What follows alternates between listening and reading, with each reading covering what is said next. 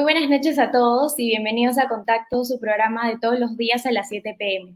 El día de hoy estaremos hablando un poco sobre las importantes diferencias de Aprendo en Casa y la educación a distancia en tiempos de pandemia. Tenemos como invitadas especiales a Matilde Lozada, candidata al Congreso con el número 2 por el PPC, y a nuestra invitada especial, Lorena Bueno, del programa Encuentra tu Sentido.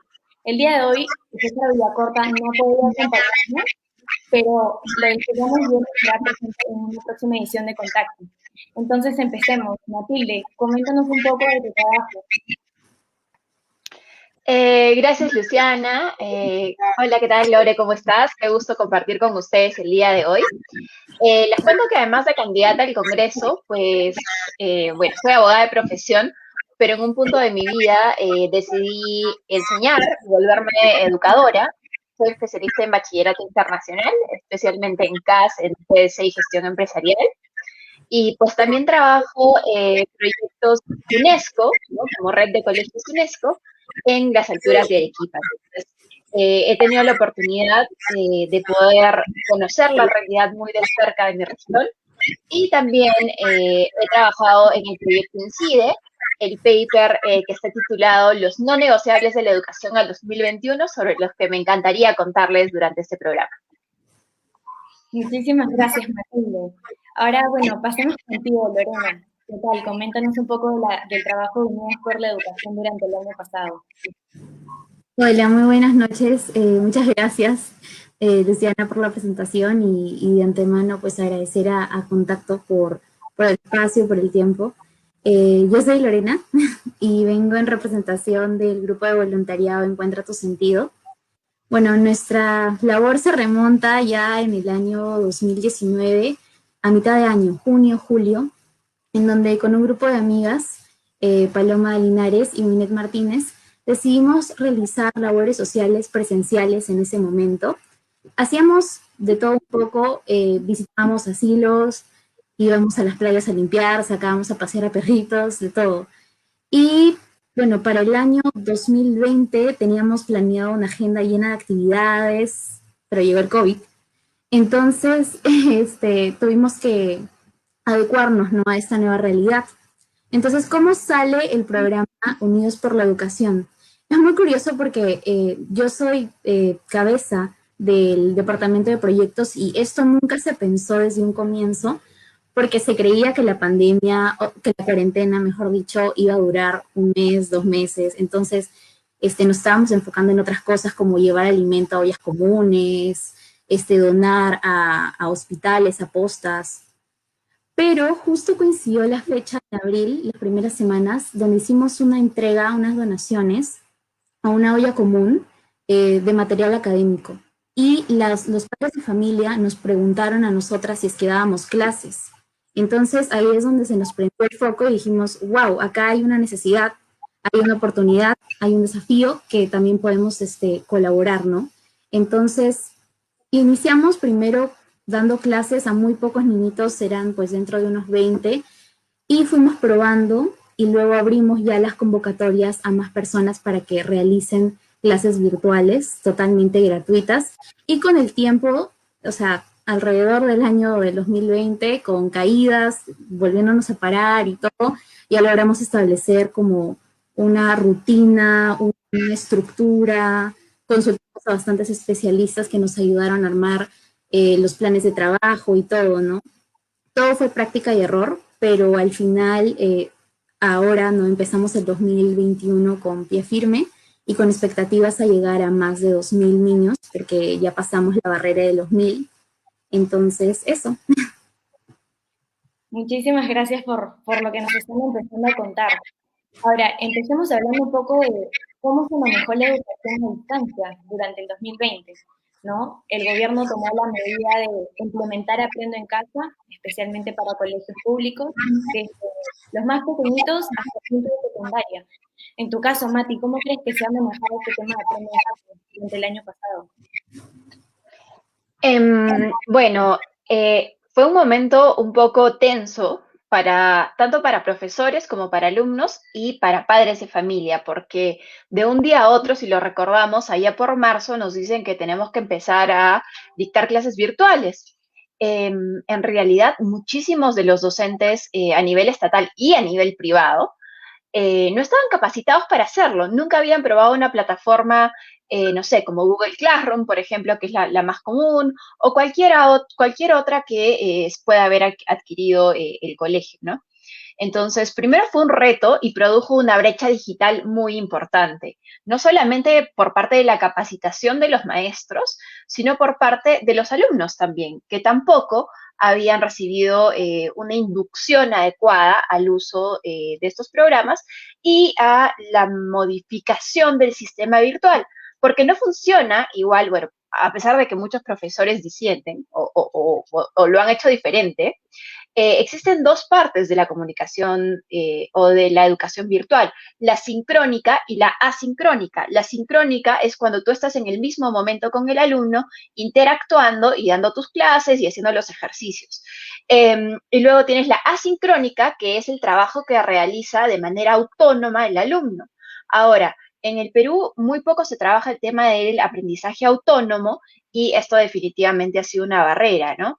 Luego de leer algunos informes sobre Aprende en Casa, encuentro que solo el 64% de las familias están de acuerdo o en todo caso están conformes con la calidad del servicio que se ha brindado, pero es realmente preocupante algunas cifras, ¿no? Seguramente voy a tener un poquito más de tiempo de contarles qué problemas nos presenta la pandemia, además del tema de Aprende en Casa, pero es que no hemos pensado en un Perú que en realidad tiene una geografía sumamente intrincada, que tiene muchísimas realidades distintas, que es multicultural, es plurilingüe. Entonces, ¿cómo atiendes todas esas necesidades estandarizando una educación virtual? Sobre todo cuando en las partes altas, al menos de Arequipa y obviamente de toda la sierra, de la cordillera hacia la derecha, pues el acceso a Internet es sumamente escaso. Es más, ni siquiera llega a celular y en muchos casos tampoco llega el tema de la televisión, llega la radio, ¿no? Entonces, ahí tienes diferentes brechas porque han tenido nuestros alumnos diferentes tipos de conexiones que les han producido a la vez diferentes niveles de aprendizaje y seguramente hacia el 2021, que todavía nos esperan algunos mesecitos más de virtualidad o semipresencialidad, dependiendo de cómo vayan las cosas, se va a evidenciar, yo creo, cuando volvamos a clases. De verdad que sí, Mati, algo muy importante que considero que has mencionado es sobre las brechas digitales, ¿no? Y de eso me gustaría muchísimo que nos comentes, Lorena. ¿Cómo manejó Unidos por la Educación estas brechas digitales para las tutorías que brindaban a los niños de Aprende en Casa? Sí, bueno, definitivamente las brechas digitales, brechas económicas, brechas sociales han sido un gran impedimento para millones de niños en el país en esta cuarentena, para recibir una educación, una instrucción académica, pues, de calidad, ¿no? Por ejemplo, yo me acuerdo que el primer niño que me dieron a mí para hacer tutorías vivía en Cajamarca y la primera semana, por ejemplo, no se pudo conectar porque tenía que bajar un cerro, ir a la ciudad, ¿no? A la ciudad entre comillas, porque tampoco era una ciudad, era una localidad que tenía ciertos días de acceso a internet para recién recibir las clases. Y así como ese niño, hay, no sé, en la primera semana que tuvimos más de 10 voluntarios me llamaron por lo mismo, ¿no? Mi niño no está atendiendo a las clases, no sé lo que pasa, no sé si es que no está comprometido, no sé si es que el internet no le llega.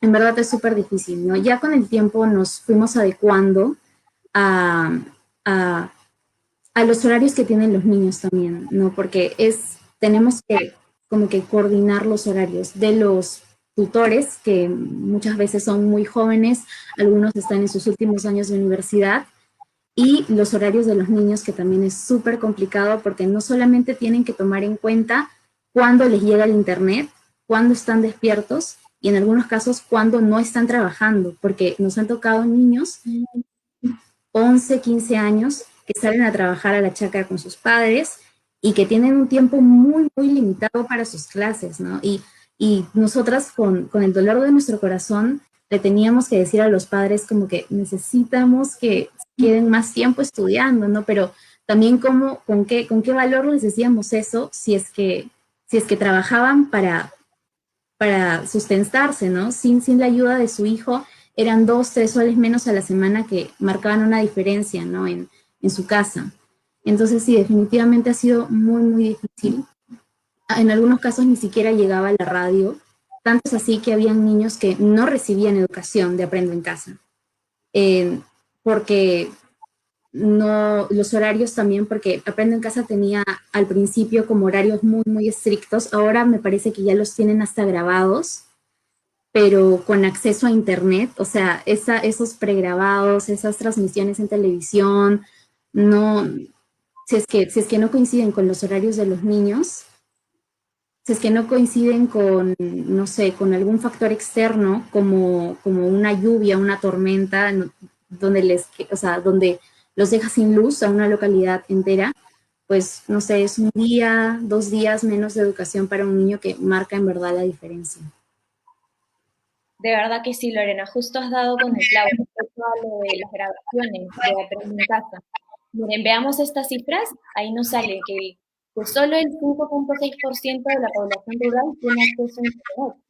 Entonces, ¿qué haríamos con estas grabaciones? No hay ninguna opción, ningún manejo, no hay ninguna herramienta para que niños de las localidades rurales puedan acceder a las grabaciones de sus clases, ¿no? Estas cifras son realmente alarmantes, porque ha sido un 2020 súper lleno de virtualidad a la que no todos tienen acceso, por eso vemos esas cifras, ¿no? De verdad que me gustaría muchísimo dar tu opinión y ver qué piensan de lo que está pasando durante estos tiempos de Aprendo en Casa.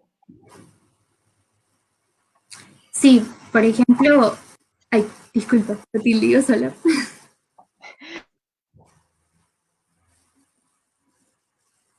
Mati, estás con el micrófono silenciado. Ay, perdóname. Sí, les comentaba que estos son algunos resúmenes de cifras que hicimos con el equipo de campaña para que puedan comprender por qué para mí la educación es una plataforma principal y es una de las necesidades principales en el país. En este tiempo, como bien mencionabas, solamente el 5,6% de la población rural ha tenido acceso a Internet. Eso es realmente un número preocupante, porque quiere decir que la interactividad que genera un programa como Aprendo en Casa o cualquier otra plataforma interactiva educativa que tenga Internet, pues no va a llegar más que al 5,6% de la población. Por otro lado, tenemos otra cifra preocupante. El 88% de niños que sufren diversas discapacidades y que están en edad escolar han quedado absolutamente fuera del sistema educativo. Realmente Aprendo en Casa no ha hecho ninguna distinción con estos alumnos, sabiendo que tienen necesidades diferentes y que realmente les resulta en muchos casos muy difícil estar frente a una pantalla 2, 3 horas para poder seguir la lección. Entonces, definitivamente los hemos dejado, los hemos marginado durante esta época de pandemia. Por otro lado, tenemos una migración muy importante que va a presentar un reto para la educación estatal al 2021. 110.405 alumnos han migrado, es decir, han dejado de estar en un colegio privado por cuestiones económicas o diversas de contexto para pasar a escuelas públicas. La pregunta es, ¿nuestras escuelas públicas están en la capacidad de absorber esa matrícula? Con el proyecto Incide hicimos algunos números y encontramos que definitivamente no es posible, no tenemos esa capacidad, sobre todo teniendo en consideración que hay y va a haber un déficit de infraestructura en los próximos años. Les comento que aproximadamente tenemos 54.000 y un poquito más centros educativos en el Perú, de los cuales 23.000 deben ser demolidos porque son aulas temporales o porque ya no están en condiciones para que nuestros alumnos puedan seguir estudiando. Y de ese número, 2.000 y un poco más no tienen ni agua ni saneamiento, entonces no están en condiciones para un regreso a clases después de una pandemia. Y finalmente, por ahí ponemos el número de 800.000 niños que no solamente han desertado del sistema escolar, sino que están en riesgo también. Así que hay muchísimos problemas que afrontar a nivel educación. A veces se disminuye mucho cuando un congresista viene con este discurso y te dice, lo principal es la educación, porque hay muchas cosas que hacer. Te dice, sí, sí, la educación va a salvar al mundo, claro.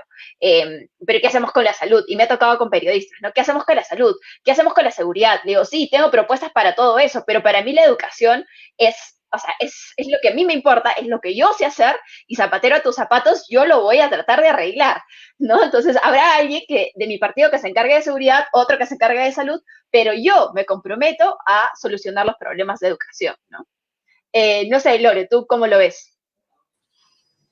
Sí, eso de el poco enfoque que ha tenido Aprendo en Casa eh, con los niños con alguna capacidad especial es verdaderamente alarmante porque tampoco programas de voluntariado como el mío, como muchos otros más, ¿no? Que también están en el camino de crecer y todo.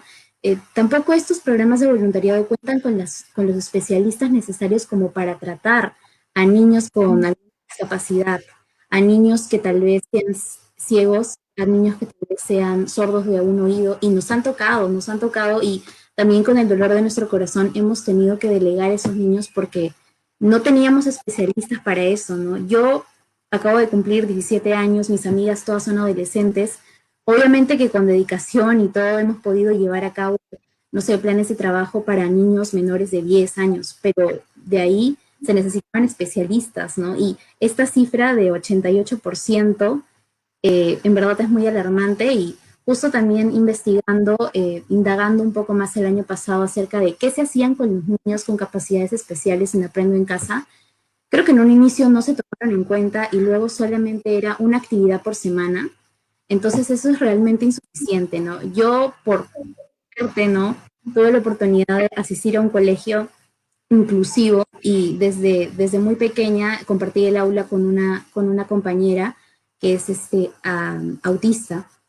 Y de verdad que esos niños, esas niñas tienen toda la capacidad, toda la habilidad de crecer, de ser autosuficientes hasta algún punto, ¿no? En sus vidas, si es que reciben una buena educación. Y ahí recaemos de nuevo en el punto de Mati, de lo importante que es la educación para todos, ¿no? Y especialmente para esos niños.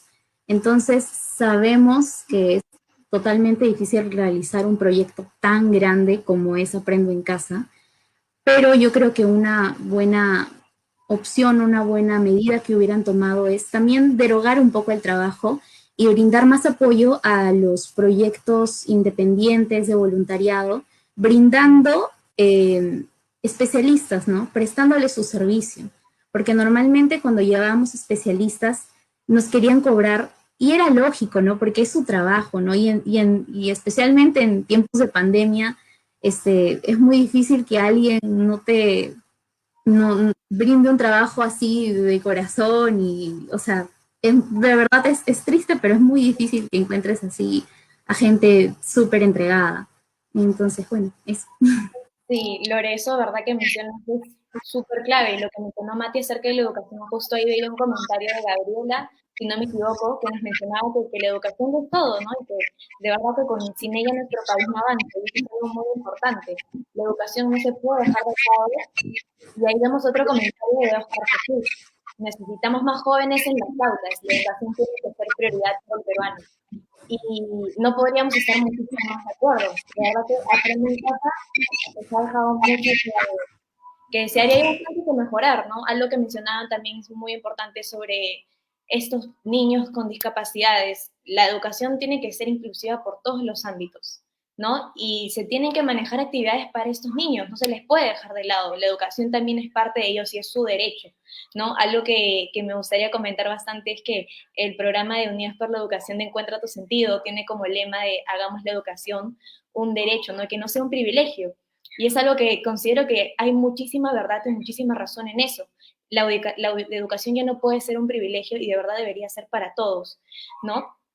Un tema que me gustaría tocar con ustedes y conocer bastante sus puntos de vista es cómo se manejaría la recuperación de temas, ¿no? En caso un alumno haya podido jalar algún curso o se encuentre en el tema de repetición de años con Aprendo en Casa, ¿no? ¿Qué opinan ustedes sobre eso? Bueno, Lore, entonces voy yo primero. A ver, Una cosita muy cortita que quería decirle a Lore es que realmente reconozco el trabajo tuyo y de muchos jóvenes que han hecho un gran esfuerzo por tratar de sacar adelante al país, una iniciativa sincera, honesta, genuina, de querer colaborar con la educación en el país sabiendo lo complicado que está. Yo soy voluntaria internacional, pero yo me he dedicado durante muchos años más a reconstruir centros comunales después de desastres naturales, hacer proyectos sociales, sostenibles, otro tipo de proyectos. Pero en realidad algo que nos olvidamos es que el voluntariado es una fuerza muy, muy poderosa. Y en estos momentos de pandemia, de necesidad, yo creo que la deberíamos convocar, porque hay cientos de jóvenes como nosotros que estarían dispuestos a dar 1 hora, 2 horas para poder ayudar a un niño o una niña a poder terminar de ese proceso de aprendizaje que se ha quedado a la mitad o aquel tema que no se entendió. Si a veces en clase sucede, imagínense cómo sucede a distancia, ¿no? Entonces, en ese sentido, con el tema de Aprende en Casa, una de las indicaciones fue que nadie jalaba, ¿no? Si recuerdan. Pero eso no garantiza que nuestros alumnos hayan alcanzado las competencias y los resultados de aprendizaje que estaban pautados para sus diferentes años y para sus diferentes edades. Entonces, ¿qué es lo que tenemos que hacer para el plan de recuperación? Definitivamente vamos a tener que empezar por un diagnóstico y un diagnóstico que va a tener que ser diferenciado. Yo opto mucho por la desestandarización de la educación, porque vivimos en un contexto tan diverso, de norte a sur, especialmente en la parte de la sierra y de la selva, que no tiene nada que ver con la costa y con las grandes ciudades, que no podemos dar una receta mágica para que todos alcancen los aprendizajes que se han perdido. Tenemos que hacer un diagnóstico situacional y por eso necesitamos empoderar a los directivos de los colegios estatales y también de los colegios privados y dar quizá una mentoría de director a director. Esto es parte de las propuestas de INCIDE, por ejemplo. ¿Por qué? Porque ellos van a ser los más adecuados para tomar las medidas que se requieran para la vuelta a clases. Y no solamente a un nivel de protocolo sanitario, sino a un nivel académico, porque además cuando tú en comunidad generas soluciones, te haces dueño, ¿no? De esas medidas, entonces las respetas, les tienes, bueno, además de respeto, les tienes como que cariño, porque ha sido parte de formar esa comunidad y esas reglas para sacar adelante a tus niños. Entonces, esa sería una de las principales ideas que planteamos además con INCIDE y que creo que podría funcionar para poder recuperar estos aprendizajes, pero no nos olvidemos del diagnóstico, que es muy importante y que no debe ser un diagnóstico de aula o de colegio. Nos olvidamos, y tú dijiste algo muy importante, la educación es un derecho humano, ¿no? Y tiene según el Tribunal Constitucional, una doble dimensión, de educación y de derecho y de servicio, pero jamás debería ser un negocio, por ejemplo, ¿no? Entonces, en esa doble cara que tiene la educación, que es derecho y servicio, tenemos que cuidar a nuestros educandos. ¿Por qué? Porque si hago un diagnóstico así general, se nos van a pasar muchas capacidades de alumnos brillantes, por ejemplo, o de alumnos que tienen un poco más o que necesitan un poco más de tiempo para aprender. Y para eso hay, de hecho, una iniciativa alemana muy interesante que gracias a Dios he podido aprender dentro del colegio en el que enseño, que es la diferenciación. La diferenciación se basa en atender a las diferentes inteligencias de los alumnos, a sus diferentes intereses, a sus diferentes formas de socializar, formas de aprender, y creo que eso es el futuro de la educación en el Perú y va a tener que aplicarse de cara a recuperar estos contenidos que hemos perdido durante la pandemia.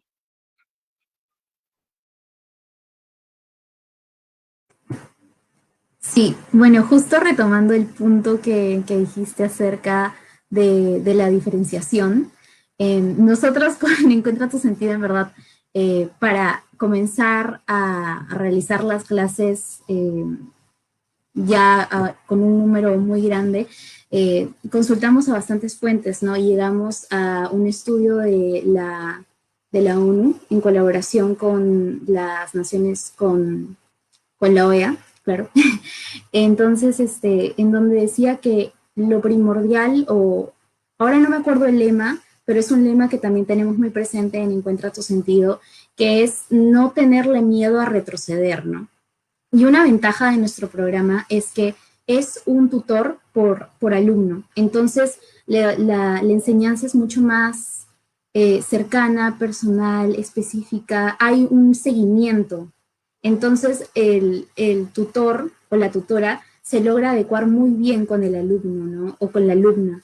Entonces ya sabe las deficiencias, ya sabe cuáles son sus fortalezas, ya sabe que puede enseñarle un poquito más, ya sabe a qué nivel pasar, qué nivel retroceder, si es que tienen tiempo para realizar una dinámica más de mayor nivel o no.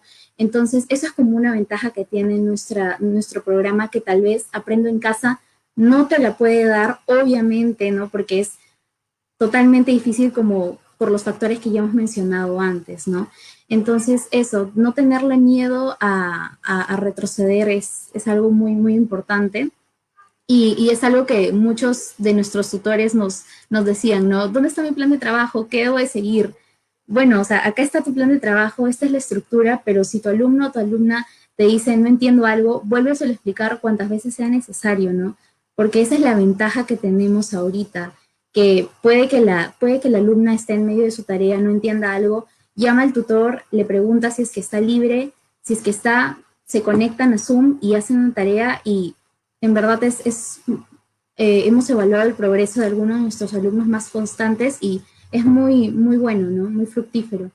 Entonces, eso sí, esa opción del aprendizaje diferenciado, identificar mucho más específicamente las deficiencias de cada alumno es muy, muy importante y yo creo que va a resultar muy bien a largo plazo. Ahí tenemos, miren, una pregunta de Enrique que nos dice, desde el nuevo Congreso, ¿qué se puede hacer? Ya lo que nos has estado mencionando, Mati, sobre este paper de INCIDE del cual has participado. Creo que nos encantaría a todos escuchar un poco más de cómo fue tu participación, qué puntos se tocaron en este paper. Me parece muy interesante. Muchas gracias y gracias Enrique por la pregunta porque me das oportunidad a comentarles algunas de las propuestas que trabajamos. Por supuesto, fue un trabajo en equipo, no lo hice solo yo. Yo tuve un equipo con el que realizamos concretamente la cuarta y la quinta propuesta, pero les comento cuáles son las 12 propuestas que se pueden plantear de diferente forma, porque en el Congreso tenemos tres funciones, ¿no? La legislativa, la de representación y la de fiscalización. A partir de cualquiera de estas tres podemos hacer realidad o apoyar cualquiera de estas medidas. Primera propuesta, el empoderamiento de la escuela pública, brindándole mayor capacidad de decisión. La segunda, una mentoría de director a director para el liderazgo pedagógico en la escuela pública. La tercera, competencias digitales de docentes potenciadas a través de Perú Educa. Perú Educa es un portal que ya existe y que no muchos docentes conocen. Es gratuito y que te permite certificar competencias digitales, por ejemplo. La idea también sería, en adelante, diversificar esa oferta de cursos para que nuestros docentes puedan mejorar como perfil de profesionales. La cuarta, que sí fue parte de lo que yo trabajé con mi equipo, es autonomía de la comunidad educativa para el retorno a clases. Luego, condiciones para el retorno seguro a clases ante el COVID-19, que tenía mucho que ver con esto que les comentaba del empoderamiento de las comunidades estudiantiles o educativas para poder tomar medidas de regreso a clases. Luego viene aquí la sexta propuesta, que es la flexibilización de la normativa para la educación remota en escuelas privadas. Les explico un poco más sobre esto. En este momento, la normativa indica que el cupo, las vacantes que tú tienes para un año están ligadas a tu infraestructura. Si tú puedes albergar en tu infraestructura escolar 500 alumnos, pues tienes 500 vacantes virtuales también, ¿no? Que, bueno, hemos tenido un año y vamos a tener probablemente un año y medio virtual. Pero ante este problema de absorción de la matrícula privada, que se ha dado debido a diversos problemas económicos y también la deserción del sistema en general, lo que deberíamos hacer es flexibilizar esta regulación de manera temporal para poder tener vacantes solamente digitales. ¿Por qué? porque le produces un ingreso al colegio que podría estar en quiebra. De hecho, muchos colegios privados de rango medio quebraron. Por otro lado, les permites tener a los padres de familia una oportunidad de que los alumnos, de que sus hijos sigan con una educación y una matrícula exclusivamente virtual, pues podría tener menor costo, ¿no? Porque bien sabemos por principios básicos de economía que si tú tienes mayor cantidad de alumnos, pues los costos fijos se van a dividir entre todos y eso puede bajar la matrícula, que es lo que finalmente todos los padres quieren. Luego, tenemos el bono escolar contra la deserción estudiantil. En este caso, es una especie de sistema de vouchers, no como el que se realizó en Chile, que no fue el más eficiente, pero que sí propone de alguna manera hacer una especie de simbiosis entre la empresa privada y el Estado, de tal manera que el colegio ofrezca una pensión mínima, el Estado subsidie una parte de esa pensión y el padre de familia a largo plazo pueda cubrir esa parte de la pensión para que sus hijos se puedan mantener en un colegio privado de rango medio. ¿Por qué? Porque ya hemos visto que a largo plazo el sistema estatal no va a poder absorber todas esas matrículas. Entonces, esta podría ser una solución viable, interesante. Por otro lado, es muy importante desarrollar las habilidades socioemocionales de nuestros alumnos, tanto en la gestión y en la planificación de la escuela, en los alumnos, pero también en los docentes y también en los administrativos. ¿Por qué? Porque nuestros alumnos también están pasando situaciones muy complejas en casa. Los índices de violencia familiar se han disparado, los índices de ansiedad y depresión también se han disparado, y no solamente en personas adultas, sino también en niños y en adolescentes. Entonces es muy importante que los docentes estemos preparados para reconocer signos de alerta y poder apoyar a los alumnos también en este aspecto, porque finalmente nosotros formamos personas, no solamente somos una computadora que los llena de datos, formamos personas y es importante que los apoyemos también en este ámbito. En ese mismo sentido, pues en Perú Educa deberían haber talleres de habilidades socioemocionales, especialmente en este tiempo de pandemia, es más, ya deberían haber salido. Y en la misma línea, creemos que se debe crear una dirección de bienestar del estudiante o bienestar estudiantil en el Ministerio de Educación. Esta es una división que existe, por ejemplo, en muchas universidades, ¿no? La Oficina de Bienestar Estudiantil o en algunos colegios privados, pero no existe en el Ministerio de Educación y en momentos como este, y en realidad siempre ha sido muy importante. Y bueno, si leemos un poco más la propuesta, no implica mayor presupuesto, sino que se puede dividir o subdividir de oficinas que ya existen en el Minedu. Finalmente, el fortalecimiento de la educación familiar para la primera infancia, que ha sido uno de los retos más grandes durante la educación virtual a distancia, y soportarlo de nuevo con Perú Educa, de tal manera que no solamente los maestros, sino los padres también puedan tener cierta guía sobre esta educación para la primera infancia. Y la última propuesta, que es una de las que a mí más me gusta, es definitivamente promover la educación ambiental para desarrollar la empatía con el medio ambiente, la vida y el planeta, y así generar una nueva generación que crea en el desarrollo sostenible y finalmente pues lo haga mejor que nosotros, espero. Yo creo que he hablado muy rápido, les pido mil disculpas, pero en realidad hay mil cosas que les quisiera contar. Les he resumido cuáles son las propuestas del paper de INCIDE y creo que dentro de ellas hay muchas que se pueden hacer a nivel de propuesta de ley y hay otras que a nivel de representación o de fiscalización también podemos presionar, ¿no? Y bueno, no sé, ¿qué opinan ustedes de lo que han escuchado? Cuéntenme. Siempre es constructivo conversar para poder tener mejores ideas. Sí, de todas las propuestas que has mencionado, la que más me emociona es la que trata de las habilidades socioemocionales, porque una de las mayores preocupaciones que ahorita encuentra tu sentido como organización es la cantidad, que son más del 50% de los niños y niñas que llegan, que tienen problemas, tienen altos niveles de ansiedad, de depresión.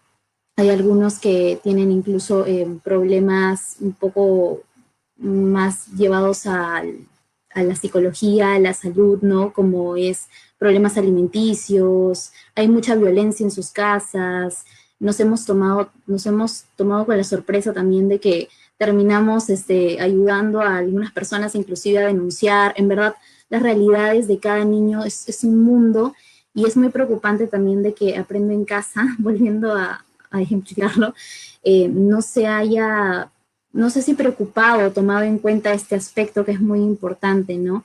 Y también ya yendo un poco más al lado de habilidades sociales, muy pocos eran los alumnos y alumnas que podían desenvolverse fácilmente cuando trabajábamos en grupo, porque también hacíamos trabajos en grupo, con dinámicas, habían talleres los fines de semana de arte, de teatro, de música, y eran al principio pues muy tímidos, lo que todos esperamos, ¿no? Al conocer a un extraño, pero era muy difícil de que se integraran, ¿no? Entonces eso también demuestra un vacío ahí en la educación de habilidades blandas, que es algo que a mí en lo personal, ahora sí hablando, me preocupa mucho, ¿no? Porque siempre he pertenecido a un club de debate, al club de Moon y todo, entonces yo pienso que eso nos ha ayudado a empoderar, a mí en lo personal me ayudó a empoderarme y yo creo que puede llegar a empoderar a un montón de niñas, a un montón de niños que están allá, alzar la voz también, porque yo pienso que desde su posición, cuando ellos crezcan, van a haber vivido lo suficiente, las suficientes experiencias como también para tomar decisiones en base a eso, ¿no? Van a recordar en algún momento, yo estuve un año sin casi aprender nada, ¿no? Yo estuve un año con clases por teléfono, celular, y tuve que repetir mi año al año siguiente porque, bueno, lastimosamente Aprendo en Casa no llegaba. Entonces, sí, es muy importante eso de empoderar a los niños o brindarles la oportunidad de un espacio en donde ellos puedan crecer socioemocionalmente. La verdad es que sí, han dado en el clavo las dos. De verdad que se ha visto como Aprendo en Casa se ve un poco improvisado por parte del gobierno. Hay muchos temas que no se han considerado, especialmente con esta virtualidad, ¿no? Algo que es muy importante en estos momentos también es, como he mencionado, tomar en cuenta la salud mental de nuestros alumnos, ¿no? Del futuro de nuestro país, literalmente, ¿no? De ver posibles casos de violencia, posibles problemas que ellos puedan tener, es un tema que no se ha considerado, que para el cual posiblemente los maestros de las escuelas públicas no estén capacitados para tomar en cuenta, ¿no? Y ahí es donde entra el rol fundamental que tiene este voluntariado, Encuentra tu sentido, ¿no? Que ellos desde la vocación de ayuda y servicio que me imagino que no solo nosotras tres tenemos, sino muchísimas de las personas que nos están viendo tienen. Y de verdad que es muy importante eso. Ahí veía una pregunta que nos ponía Karen, de qué enseñanzas se pueden sacar de este año tan complicado, ¿no? Y cómo esto puede ayudar cuando se vuelvan a las clases presenciales. Mati nos mencionaba que es muy posible, y eso es algo que creo que todos sabemos, que este año también sea virtual. ¿Qué se va a implementar para esta virtualidad, ¿no? Para este Aprendo en Casa, ¿se va a mejorar algo en 2020? ¿Mejoraremos con este tema de el cuidado de la salud, de los alumnos, la inclusividad? ¿Qué opinan ustedes?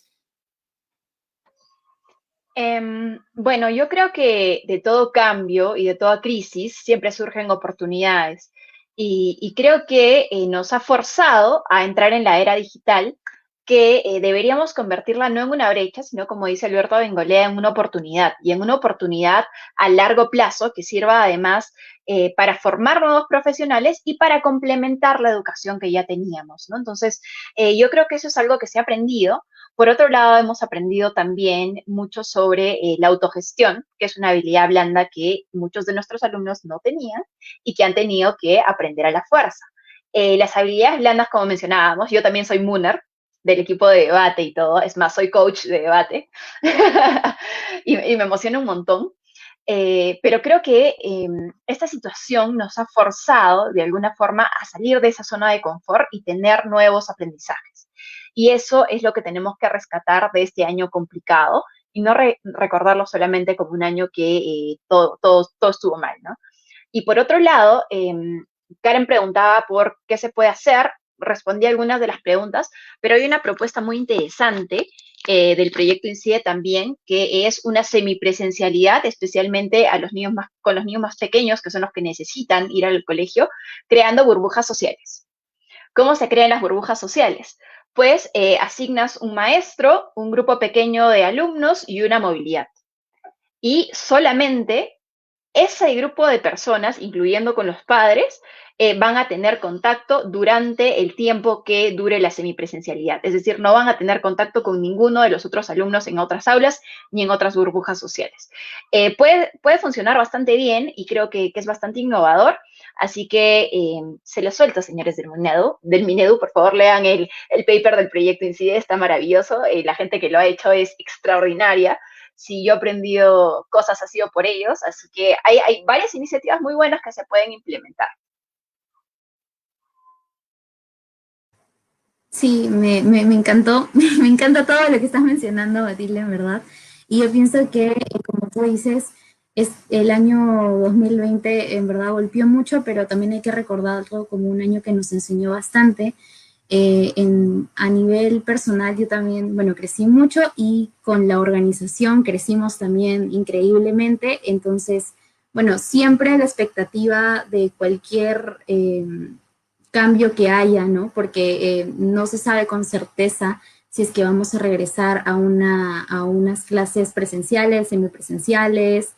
En verdad, no se sabe, todo está en duda, ¿no? Este año y tal vez el próximo, pero cual sea la metodología que se tome en este año, estoy segura que Encuentra tu sentido va a brindar la ayuda que sea necesaria y va a crecer lo suficiente. En verdad, justo hoy día hablábamos con las chicas, ¿no? Que coordinamos este maravilloso proyecto y decíamos cuánto nos gustaría que tendiéramos a todo el Perú y o sea, en verdad de corazón le daríamos clase cada una a 1000 niños, pero a veces es un poco difícil, ¿no? Cuando no hay muchos voluntarios a hacerlo. Y en verdad, como tú mencionabas, Matilde, en verdad hay muchos jóvenes que sí están dispuestos a hacerlo, pero no llegan, ¿no? No llegan mucho a estas organizaciones, tal vez por la desconexión con las redes sociales, porque actualmente estas iniciativas solamente se están moviendo por Facebook, por Instagram, por Twitter. Entonces, bueno, acá de paso meto mi pequeña propaganda invitando a más jóvenes. En verdad no hay límite de edad, pueden ser jóvenes, adultos, que tengan algún tiempito, ¿no? 2 horas y media a la semana para que nos puedan ayudar con las clases. Como ya dije antes, se acomodan los horarios y bueno, es muy personalizado al alumno, entonces van a poder hablar también eh, qué es lo que van a enseñar en las clases y todo personalmente con el alumno o la alumna, ¿no? La verdad es que sí, en verdad, todo lo que nos ha mencionado Matilde y estas increíbles propuestas con las que ella viene, ¿no? Y en verdad creo que tu participación en este paper de INCIDE nos ha ayudado bastante y que nos hayas explicado muchísimas de estas propuestas, ¿no? El tema de, como hemos estado mencionando, inclusividad, ¿no? Es tratar de cortar estas brechas, como mencionaban. Recordemos este 2020, bueno, el 2020 y este 2021, un año más en pandemia y de virtualidades, en el tema de la educación, y rescatemos lo que se puede mejorar y también lo bueno que hemos aprendido durante estos años, ¿no? Y bueno, las invito a darles una pequeña y última reflexión ya sobre este y tan importante tema que hemos estado conversando. Muchas gracias, Lu. Yo solamente les diría que recordemos que la educación es un derecho primario, porque sin él no podemos ejercer el resto de derechos. Y además estamos formando una nueva generación de peruanos que yo estoy segura que va a dar frutos a un Perú mejor. Nosotros ya estamos tratando, estamos poniendo nuestro granito de arena. Aquí tenemos a Lorena, que con 17 años pues ha hecho un voluntariado maravilloso. Aquí me tienen a mí, que con 30 años estoy tratando de postular al Congreso para poner en agenda la educación y que me escuchen y alzar la voz y hacer saber que todavía hay muchas necesidades, pero como nosotros hay miles. Y una reflexión importante que quiero dejarles es que no importa la edad que tengas, no importa las condiciones o el contexto en el que estés, siempre puedes aportar algo, siempre puedes enseñar algo a alguien más. Y siempre que tengas esa oportunidad, bríndale tu ayuda enseñándole, aunque sea a hacer una manualidad, porque el conocimiento es para transferir, el conocimiento es para compartir, no es para quedárselo ni para tener 1 millón de títulos, ¿no? Entonces, eso se los dejo como jóvenes. Me comprometo con Lore, si es que algo de lo que he dicho, si es que algo de lo que he aprendido, pues le sirve, con mucho gusto podemos hacer una mini capacitación, un conversatorio con el voluntariado, me encantaría, concretemos algo así para crecer también a partir de estos espacios. Y finalmente, pues les recuerdo que yo soy Matilde Lozada, soy candidata al Congreso por Arequipa y voy con el número 2. Así que si realmente crees en mi propuesta de educación y en mi preparación y quieres luchar conmigo, pues este 11 de abril marca los mapas del PPC y escribe el 2. Muchas gracias. Bueno, yo me parece que Matilde ya dijo todo lo necesario, pero bueno, solamente algo más que sería de nuevo invitar a todas, a todos a ser tutores, a ser tutoras, a animarse porque la educación es poder y como ya lo dijo Matilde, cualquier habilidad que tengas, cualquier cosa que puedas contribuir al conocimiento de otra persona va a ser de gran ayuda, ¿no? Como mencioné antes, no solamente son tutorías de cursos académicos como matemática, comunicación, historia, sino de talleres que implican más creatividad, más dinamismo. Entonces, bueno, espero que más jóvenes, que más adultos también, de todas las edades, se animen a participar en cualquier tipo de voluntariado, en verdad, y que hagan de la educación un derecho en un privilegio, como dice nuestro lema. La verdad es que sí, de verdad es muy esperanzador ver a todavía candidatos al Congreso que buscan tocar estos temas tan importantes para nosotros como Matilde, y también ver a jóvenes como Lorena, como nosotros que tenemos esta vocación de servicio, ¿no? De querer ayudar en estos tiempos tan difíciles. De verdad que muchísimas gracias por haber participado y una vez más, como dijo Lorena, invitarlos a todos de participar de Encuentra tu Sentido, de la parte de Unidos por la Educación, a jóvenes, a adultos, a todos, y también a conocer un poquito más de Matilde, ¿no? Que en verdad tiene esta lucha tan importante que es la educación. Muchísimas gracias a todos por conectarse, por dejarnos sus comentarios, sus saludos, y nos vemos el día de mañana. Muchas gracias, a la misma hora siempre a las 7 p.m. con Contacto. Muchas gracias. Gracias, chicas. Nos vemos pronto. Gracias. Adiós.